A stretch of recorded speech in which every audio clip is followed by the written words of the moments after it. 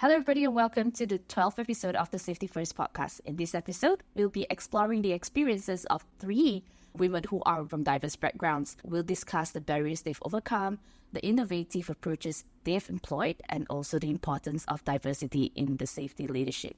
So whether you're a seasoned safety professional, an aspiring leader, or simply interested in safety, this episode is for you. Stay tuned as we delve into the dynamics of women in safety.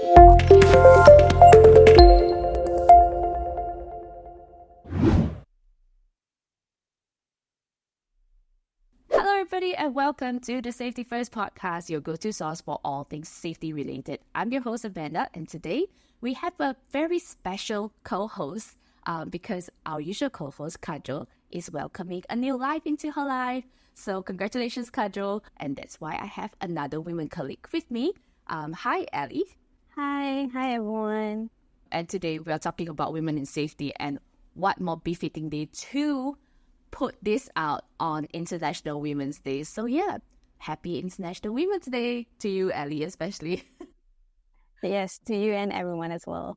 Despite significant strides in workplace safety and equality, women continue to face unique challenges and opportunities in the field of safety. From occupational hazards to leadership roles, the experiences and perspectives of women in safety are crucial for shaping a safer and more inclusive workplace. Now, in this episode, we'll explore 3 different backgrounds. We have from Hong Kong, from Singapore, as well as from Australia. I'd like to introduce to you our first guest today. She is our double award winner for WSH Asia Award in 2023, and her name is Susan. Hi, Susan. Welcome to the podcast. Hi, Amanda. Good morning to you and Annie and the woman in safety. I'm Susan, and I have been in the field of safety for the past 18 years. I started in the manufacturing sector in 2006 and moved on to the construction sector in 2008. I have been working in the construction sector for the past 16 years. I am currently working in a Japanese MNC, Shimizu Corporation, as a corporate environmental health and safety manager. Right. Thank you, Susan. And we are looking forward for what you have in store for us for the Women in Safety episode. Now, moving on from Singapore, we'll go a little bit further now. Hi, Tiffany. Welcome to the podcast. Hi, Ali. Hi, everyone. And happy Women's Day. My name is Tiffany. I'm from Hong Kong. I'm currently a safety officer working in the West Kowloon Cultural District in Hong Kong, which is a district full of museums and theaters. And I'm responsible for looking after the technical productions, safety and health in our theaters. And before that, I worked in the construction site and have about 9 to 10 years experience in the safety and health field. It's like performing arts and safety. Now, it's going to be a very interesting conversation we have today. And last but not least, we have someone from way further. I think we have a time difference as well. Let us welcome our final guest for today. Hi, Sky. Hello. Thank you for having me, Amanda and Ali. My name is Sky Boatava. I'm the director of what's called the Centre for Work Health and Safety, which is a research centre out of Safe Work New South Wales, which is our New South Wales work health and safety regulator. And what we really try and do is produce evidence-based assets or tools or checklists, really for workplaces to be able to help people put things in place that will truly prevent harm. So thank you for having me here today. I've, by way of background, been part of the work health and safety regulator since 2009. And I've had the privilege of working in the investigations team with engineering, as well as more recently working on the World Congress on Safety and Health at Work as the director, which we delivered in Sydney in November. And as I mentioned before, I'm the director of the Centre for Work Health and Safety. Thank you for having me. I look forward to the conversation today. All right, thank you, Sky. Welcome to the podcast. And once again, happy International Women's Day to all of you. Now we have three guests who are from different backgrounds. We would like to first ask what inspired you to pursue a career in safety and how did you get started? Maybe we'll start with Tiffany. It's actually not part of my plan to participate in the safety because since my very young age, my parents let me explore many possibilities. I'm not used to be a very goal-oriented person thinking about what I should do after graduation. So during my study of public health in the university, I've never thought about what occupation will be in my future. Yeah. And then after I complete the study, and I want to find a work that not just earning money for myself or earning money for the company. I want something beneficial to the community. Yeah. And that's why I looked for opportunities from some of the NGOs, and eventually I joined the Occupational Safety and Health Council, which is a statutory body in Hong Kong responsible for promoting safety and health to the general public. After 4 years of serving the council, so I gained a lot of experience in safety and health promotion, and also have a valuable chance to work with different people from various industries. And then I joined the Construction Industry Council, another statutory body to promote construction safety. And at that time, by chance, I worked with a construction project for modular integrated construction, which is quite new in Hong Kong at that time. And I have a very unexpected encounter with the construction people. And I was so inspired by them. Yeah, I've never had such passion that thinking I must work in the construction site because they are so creative, have such a proactive attitude that I want to work just like them. And that's why I try to look for opportunities to serve this industry. And the one closest to me is safety. And eventually I try to look for some work in safety and becoming a registered safety officer. Yeah, it's very interesting to see how you've come to be this safety professional you are today. I feel it's very noble of you to come out after you graduate from wanting to do something different and also to serve the people. I think it's something very noble for anybody to do it. I'm pretty sure our guests on this episode will also have similar stories because not everybody can do safety, but everybody needs to be safe. So we are hoping that this episode goes out there and hope your story inspire other people as well, Tiffany. Now moving on to Susan. Hi, Susan. What inspired you to pursue career in safety and how did you get started? I'm same as Tiffany. I have no career direction when I was young. Happened that in 1988, when I wanted to go for my diploma course, I chose to go for chemical engineering, but my dad disapproved. He said no to chemical engineering and I should be taking electronics and communication, as in 1988, electronics market was in the boom. I took my diploma in electronics and communication course in Singapore Polytechnic. After graduation, I joined Indigo Engineers, working at Changi Airport as a building automation and system control officer, in short, ESCO officer, where I managed the building automation system in Changi Airport. This is the place where I had my internship during my Singapore Polytechnic industry attachment. I got into marriage at the age of 22 in 1992. My in-law requested me to quit my job due to rotating shift. So I left my job to join ST Electronics, which is the 8 to 5 job. I've been with ST Electronics for 12 years, from 1992 to 2004. In ST Electronics, I'm being appointed as a department representative in the safety committee when I was working as an engineer. This has inspired me to pursue a career in safety. When I quit my job in 2004 to take care of my children, as in Singapore we have the critical stage for children, that is the PSLE, primary school leaving exam, As a working parent, we try to coach our children, so I took 2 years off. During the 2 years off from work in 2004 to 2006, it was very tough for me to take care of the children, as I am a workaholic. I like to work and meet up with people instead of facing the two children and going through the primary school curriculum for primary 3 and primary 6. In 2006, Parliament enacted the Workplace Safety and Health Act, which created a strong demand for safety professionals.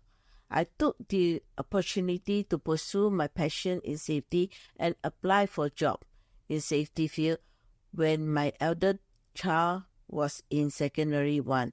This is how I started my career in safety.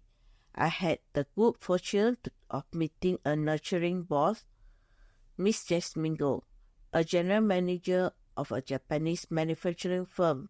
Miss Go guided me and helped me effectively transition from an engineer into a safety professional. We can talk more about the boss that you mentioned earlier, but I am very impressed from the different backgrounds that we have on this episode. We have somebody from Hong Kong who unexpectedly joined the safety industry, and then there is Susan. You are an inspiration. You take a gap year to take care of your children, which is quite common in Southeast Asia, especially in Singapore.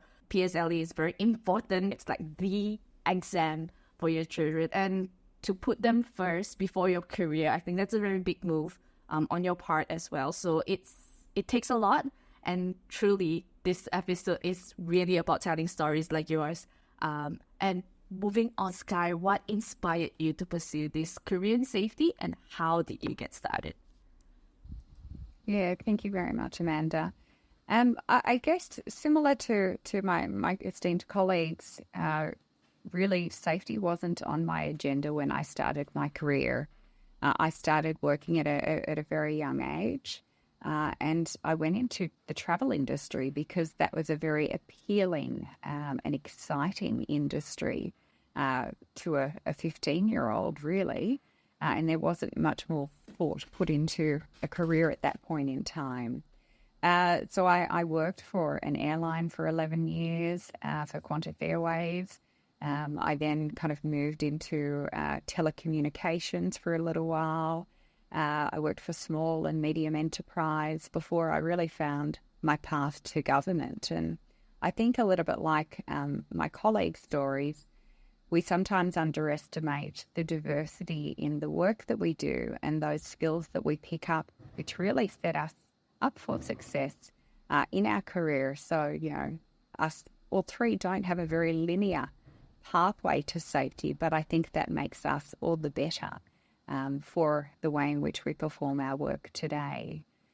So in about 2009, after my previous careers, I guess you could call it, I really ended up working for the regulator more for proximity reasons than anything else. And something I never thought I'd do was work for government. I'd always worked in private practice or private industry. And a little bit like Tiffany, I wanted to do something, well, it was close, but very quickly learned a purpose and a sense of duty.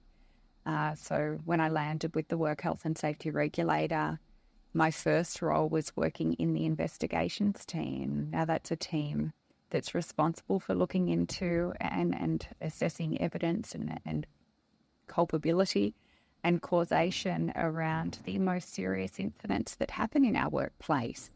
And it was very hard not to get a very quick sense of purpose and why the regulator and safety professionals do what they do in order to prevent those things occurring.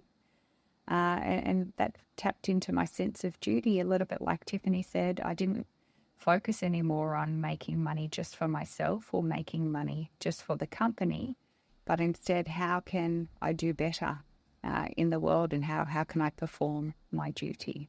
So that was the beginning of me finding work health and safety. Wow. I highlighted a word, as you mentioned, the sense of duty. And it's very inspiring to see how all three of you connect in this manner the sense of duty, and the wanting to do more for not just yourself, but people around you. And that's very important as a safety professional, I would say, because the job that you're doing, the things that you do on a day-to-day basis, doesn't necessarily affect you as much, but it affects the people around you more. So yeah, to all you listeners who are looking to pursue a career in safety, this is the intangible part of your career that you can enjoy once you found your love for safety. I believe everybody in the safety industry have the same passion when it comes to saving lives, and also to find meaning in the things that we do on a day-to-day basis. Now, just a quick background about WSH Asia. We run this company solely to bring all stakeholders together and to share safety knowledge with everyone. What we essentially do is bring together all information that we can, pulling all resources that we have, so that safety professionals can come on our platform and also learn and listen about safety from around the region. So this Safety First podcast is one of the initiatives that WSH Asia does in order to bring together even more stakeholders to just talk about safety. Based on what Amanda just said, like WSA Asia does cover general safety. So based on what we have today, it's a really wide variety of background. So I wonder from everyone, based on your past experience, how has the landscape of women in safety evolved over the years? So let's go backward and start with Sky this time. Sure. Thank you very much, Ali. I think, and I've only been in the safety profession for 14 or 15 years now, but I think my most keen observations around the transition is that we are starting to look a little bit more representative of the community, which in public service, but also generally to get the best out of our people. It's good to be able to be representative in your workforce of the community in which you're trying to serve. So we're definitely getting closer to that, not just women, but people from all of our diversity aspects are starting to be represented more and more in industry, but also within the regulator. And I draw on maybe two observations. One was with regards to engineering. So I ran the Safe Work New South Wales engineering team for about 5 years, and this was a decade ago, so early 2010s. And at one point in time, I was seeking recruitment for engineers. And I put out an advertisement, and I was looking for civil engineers, mechanical engineers, and electrical engineers. And I received 200 applications for those jobs, and only one of those 200 was a female. Now, more recently, I know my colleagues who now look after the team have done similar recruitment draws, and we're seeing that not only are there more female applicants, but we've actually been able to bring some females into our engineering team. So that's a very quick observation. Maybe a little bit more progressive is our inspectorate. So we have been making significant effort bringing females into our inspectorate, and it was a little bit different to engineering that was completely male back when I started. When I started, the inspectorate already had a nice selection of females contained within its team, but we have made a concerted effort, and I'm happy to say seeing continuing increasing numbers in females in our inspectorate here. So they're just two perspectives from a regulator point of view. Interesting. So basically, I'm new in this industry, so it's good to know that it has evolved over years. And I also wonder from the Southeast Asia side, like what would you say has evolved over this landscape, Susan? From my experience and observation through the various networking nights, especially with our Ben Bosch alumni, I can see more female students attending and graduated from the course. And also through the Singapore Institute of Safety Officer Women Chapter, I can see there are also women coming in and joining SISO on board. So there have been more women entering the safety-related field and more women into the leadership position. So more organizations and programs are also available now to provide women with guidance and support to enter and succeed in this safety-related field. I'm also a union women's leader. I support the women supporting women. So basically, women leader mentoring new mentees, especially those off work, they coming on board to join the industry. So this is where we link them, just like me in 2006 when I first started my career after a 2 years break. So now I'm using this experience to help women joining back the industry. It's good to know that there are very wide range of a senior role that would want to guide us like newbies in this industry. So I do wonder, what about on Tiffany's side? Since do you observe the same thing, or? It's based on my experience and observations. The number of women in safety is increasing, definitely. Back in 2014, when I started my career in the council, we need to organize a lot of activities for the registered safety officer in Hong Kong. There was only a few women among the hundred of safety officer. Yeah. And to become, this is, I guess this is partly related to our legislative system. In Hong Kong, for factories and industrial undertakings, such as construction sites, factories, shipyards, the employer need to employ a safety officer when they are having more than 100 employees. So that's why traditionally, for this kind of industry, they will employ safety officer. And this industry are more male dominating. So that's why most of the registered safety officer back in the days, they are more likely to be male. But nowadays, we can see more women or even like gender minorities is open to everyone. Our company, the safety department, I guess there is 1/3 of the safety officer are female, and many of them are new joiners graduated from the diploma course for safety. Yeah, there are more and more female safety officers are ranking from managers or senior safety officer. Yeah. And this is a change that I observed throughout these 8 or 10 years. I see. I do feel like this industry has been more inviting. It's less intimidating to see us like a women supporting each other as well. And yeah, I feel like the gender gap is decreasing. Definitely. And also, when we first started the Safety First podcast, I remember we were proposing this, toying around this idea of wanting to have more conversations and not just about work and what we do, but also I think women in safety has this very special space where we're not trying to discount or say that, give us a free pass because we are women. We're very good multitaskers.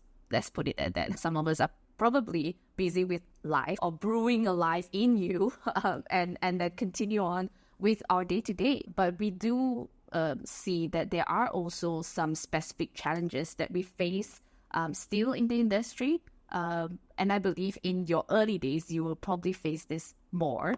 How did you overcome them? Especially to those who are going through it right now, probably this will help them a little more. Probably we can start with Susan. Okay. Being a safety profession is usually a 24/7 job, right? Safety professional spends a lot of time at work. We are usually the first to arrive at the office and the last to leave. When I first started my job in the safety field, my husband and children have to wait for me until I finish the work at the car park near my office. Sometimes they have to wait for me till about 7 to 8 p.m. I remember they were just in primary 4 and secondary 1 at that time. I felt bad as they had to wait for me after a long day at school and have late dinner. So in the end, my husband decided to purchase a car for me. Okay, you go home by yourself, which allowed me to drive home after work. And he also take care of the children dinner and after school care. So if not for his support, I would not have been able to enter and stay in the safety field. So my children were also very understanding as I had to attend safety classes in the evening. And whenever I'm available, I will spend time instead of playing with them, but I spend time studying with my daughters. So this is how we connected. So this also led them to be more interested in my work and studies. They saw how I manage accidents and learned about the different acts and regulations. I'm fortunate to have a daughter that is passionate about medicine. She's now a practicing doctor in UK. And my younger daughter is passionate about law, and she is applying her legal skills to help people in need. Wow, it's like across generation now, Susan. Your level of influence have now transcend into your children's education, and also I believe the values they hold when it comes to safety. Now, what about you, Sky? Are there any specific challenges that you face in your safety profession, and how did you overcome them? I think that the most challenging times for me were twofold. One was entering safety. I was in my late 20s when I entered safety, but then also entering into safety in the fields of particularly construction, which is where a lot of the engineering elements of my role played out. And look, I don't even need to mention those specific challenges because I know we've all experienced them. But I'd rather focus in on how I overcame them. And, you know, I think that's where we can take the lessons for those that come after us. And the first thing, I guess, is just being really knowledgeable and doing your work so that when you speak with that level of knowledge that was always underestimated, I think, by others. So being able to command a level of authority because of your knowledge and expertise is certainly something that I aspired to. I knew that I was never the smartest person in the room, but I also wanted to make sure that I was very well read and very well researched to put myself in the best position there. Taking the opportunities that I could. And I think we often underestimate the power of women in these roles. We bring a different skill set that was alluded to earlier. We're very empathetic. Amanda, we multi-skill beautifully. So showing some of the things that we can do as women and that we're very, very good at, particularly with the refocus on a lot of the health elements of work health and safety. It's extremely important and something that we do really well. I think that the other thing I just want to mention, and Susan, you alluded to it here, I mean, you're clearly an inspiration and a mentor to your people in your life. And I don't have children, but I think we need to acknowledge that as women trying to shift the pendulum here, we need to acknowledge that we're standing on the shoulders of those that came before us and paved that pathway. And similarly, we should try and do the same for the next generation too.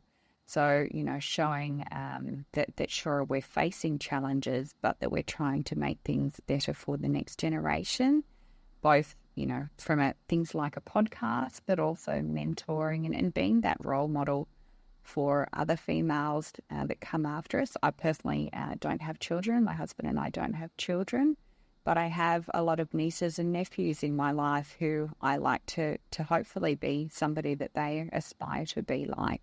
And I think that's a really important role for us to continue to play as strong women, not only in the safety field, but in any field where there is a gender diversity. With those mindset, as women in safety, we can only hope that the next generation will pick it up from where we left off, and also to learn. But then I do wonder, as there are more social costs for gender equality, Like, in your opinion, why is diversity, especially gender diversity, important in the field of safety? Sometimes different work requires different skills. I can see gender diversity is bringing a more holistic approach in our thinking.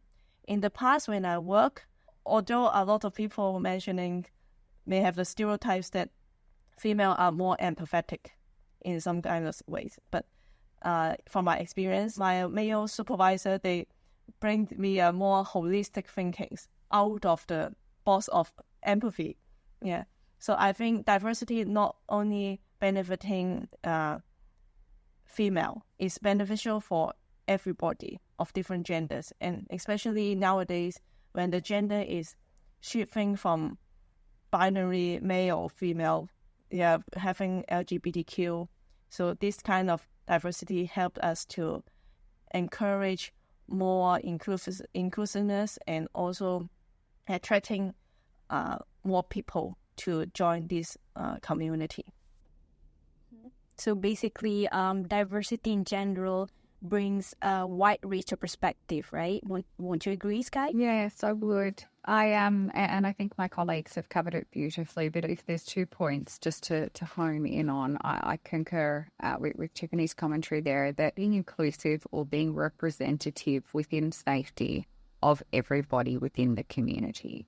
If we are trying to enact or prevent harm for everybody in the community, then you need to hear those voices in order to do it effectively. We as safety professionals would never go in to a work site and try and mitigate risk in a particular scenario without speaking to those people who do the work every day. And if those people that do the work every day represent a broad demographic, then that is who you want represented within the safety team.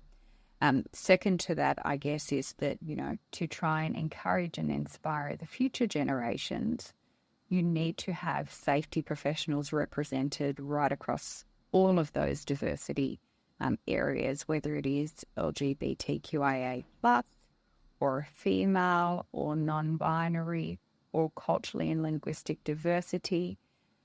That is really important to show everybody that you are all welcome and all have a role to play and a place that's safe in the work health and safety profession.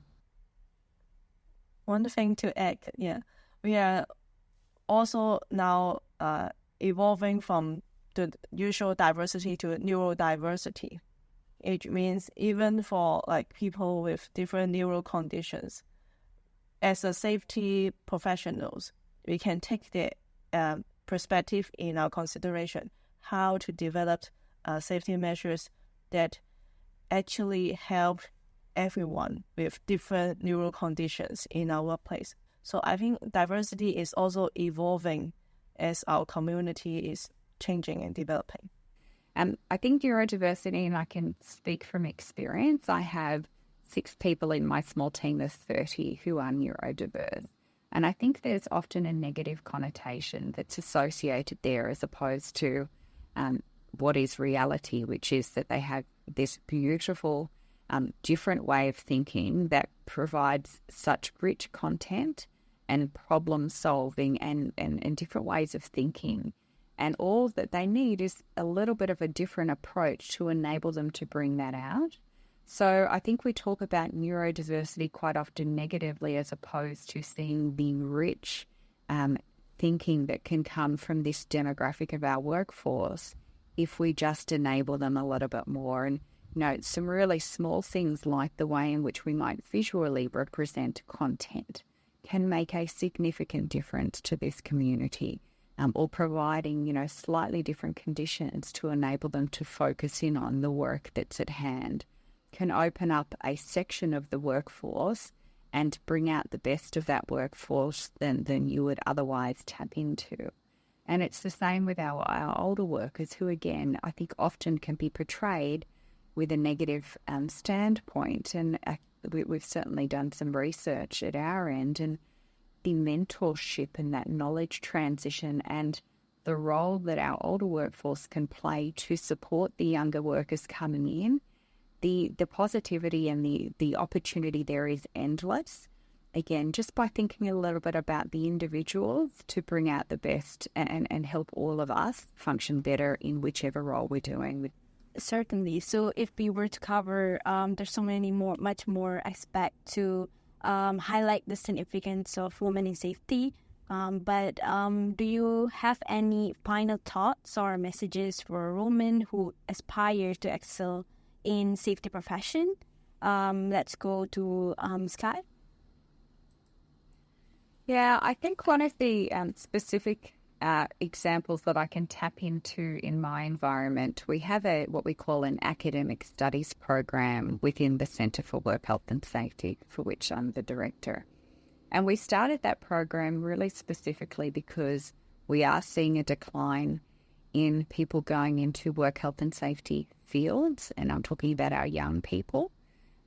But also to provide that real-life access to young people who are going into tertiary studies and may have an interest in safety, to provide them with the opportunity to come and spend time with us in our workplace, to be able to see what it's like so that they might choose a pathway in safety.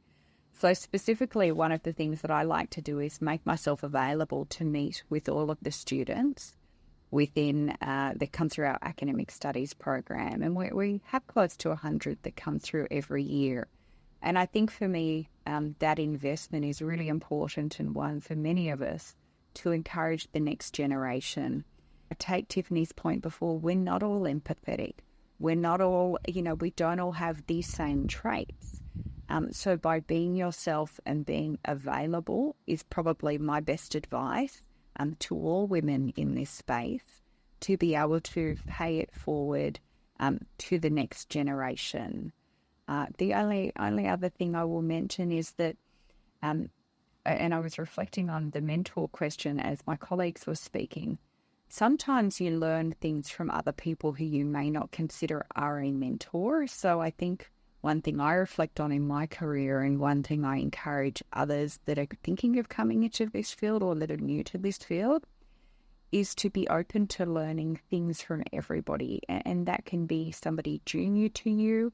It can be somebody who's on par with you in their career. It can be somebody in industry that you interact with. These beautiful insights and intelligence and ways in which we form our own pathway and our own career and our own education can come from anywhere. So don't ever underestimate or think that it needs to come from somebody above or perceived to be above from a hierarchical perspective, because that's certainly not the experience that I've taken and not one that I would encourage. You can learn something from everybody, and everybody has a voice worthwhile listening to. It's definitely assuring and encouraging to hear. As I can speak for myself, who has been less than 6 months trying to understand the safety industry. So what about you, Susan? Firstly, it's especially important to build a strong network, like finding opportunity to connect with each another professional in the safety field, like participating in various network, event, courses, and programs.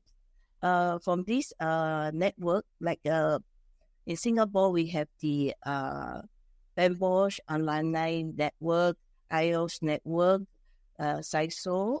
All these are various networking events that I actually exchange information and learn from each another. So having this strong network can also help, can be helpful as your peers can provide those advice, support, even opportunity, like new job opportunity to link one another to. Lastly, stay resilient. Being a woman in safety may be very tough. Staying resilient is particularly important. Maintain a positive mindset and persevere even in a challenging time. That's definitely helpful for women or anyone in general who do want to excel in this industry. What about you? What are your thoughts on it, Tiffany? I think Susan and Sky has mentioned that almost everything people need to be a safety practitioner. And I particularly agree with Sky that there's mentor anywhere. there's knowledge that you never knew. So be open mind towards anything. There are always opportunity to learn, especially in safety. I think this industry is very open to all kinds of knowledge. You need to have a holistic thinking to identify all kinds of hazards and risks. It's actually not only a registered safety officer to be the one to participate in safety. So everyone, they have their role and responsibility in safety. For all workers, employees, or supervisor, if they want to contribute to safety, they can be the one to make a difference.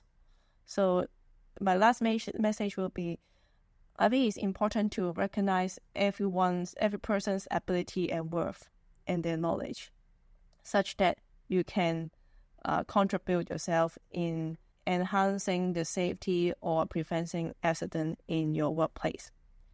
So everyone can actually be the one to contribute to safety. It's not limited to registered safety officer. That's our Safety First podcast on the topic of women in safety. And today, I'd like to thank Sky, Susan, and Tiffany, and together with my colleague Ellie. Thank you for WSH Asia for joining our Safety First podcast. Till the next one.